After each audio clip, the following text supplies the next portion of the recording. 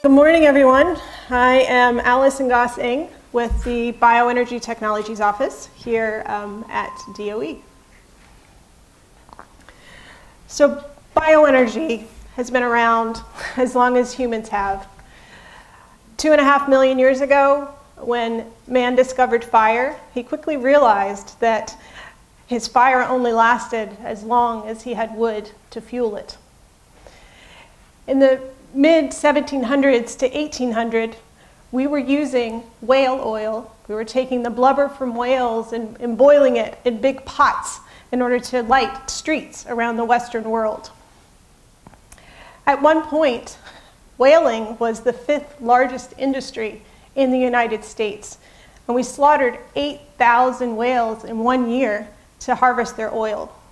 It was used to light homes, as well as to produce bioproducts like hoop skirts and lubricants and chemicals.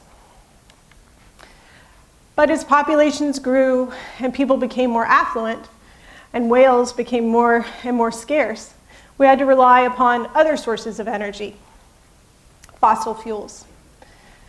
So the two primary kinds of fossil fuels are coal, which is trees and ferns that have been buried under sedimentary rock and exposed to intense heat and pressure for millions of years, as well as oil, simply organisms that are a little simpler, algae, bacteria, phytoplankton, zooplankton, that are buried underground for millions of years. So when these fossil fuels are extracted from the ground, they take in or create quite a bit of greenhouse gas emissions.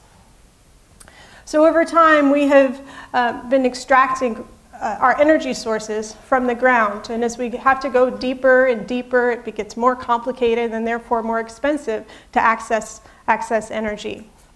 The implications to us of all this greenhouse gas emissions going into the atmosphere are, of course, climate change, extreme weather events, intense flooding, and the creation of a new concept of climate refugees, communities that have been displaced because of this climate change caused by fossil fuel use.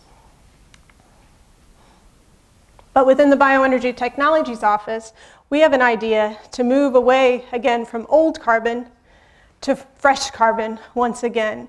So to use plants and animals to produce the fuels that we need to power our transportation sector. So the greenhouse gas emissions associated with transportation are fairly significant. In the US, we use about 2/3 of all of our oil to power transportation. Trains, planes, automobiles, trucks, and so forth. But and also about 30% of that greenhouse gas emissions within the US is coming from the transportation sector. We have lots of options for power and heat as it relates to renewables, solar and wind and geothermal. But for liquid transportation fuels that fit with our existing infrastructure, biofuels is really the primary option for us. So within the Bioenergy Technologies Office, we're really trying to develop new technologies and innovations to make these biofuels more cost competitive, to really usher in a new era of fresh carbon utilization for our energy. So what's this future going to look like? Algae is a great option for bioenergy production. Algae have the potential to be incredibly productive, to double within hours and to be harvested daily. Certain algae species have the potential to produce thousands of gallons of jet fuel or diesel per acre per year, much more productive than any of our current crops that we rely upon.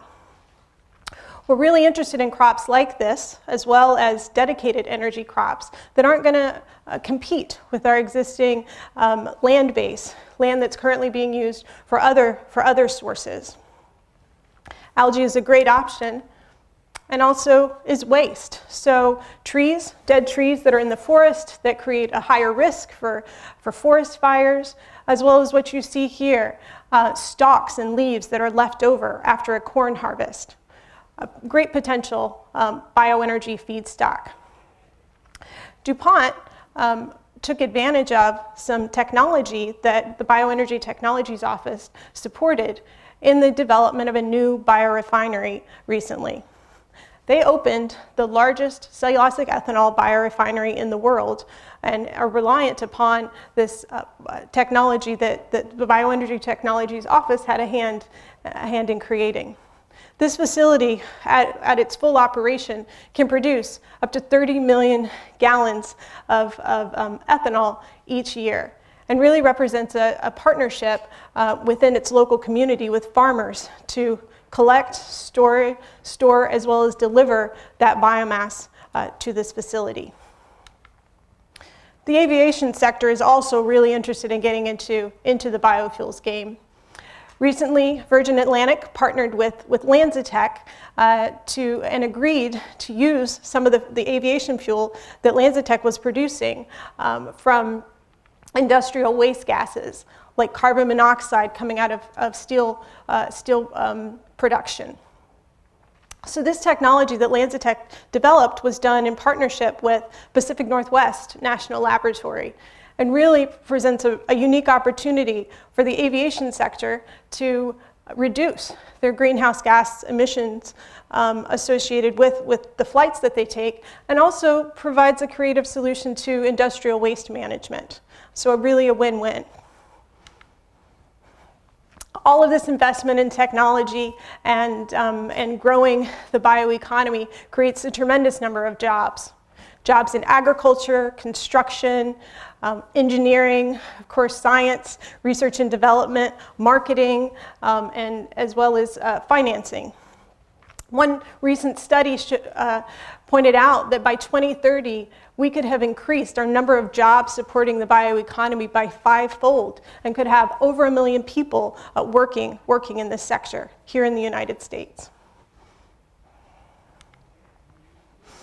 So within the Bioenergy Technologies Office, we really have this vision of an energy future that is, again, relying upon fresh new carbon. We want to develop innovations and technologies that are going to support making biofuels available, affordable, as well as sustainable. We know that in the future, you are not just going to be moving around to your vacations and on your commutes using fossil fuels. Increasingly, you're going to be relying more and more on renewable technologies. Those Amazon cardboard boxes, a bioproduct, by the way, that end up on your doorstep every day will hopefully end up there through trucks and planes that are powered by bioenergy. Pay close attention, because the changes are coming to airports and to gas stations near you.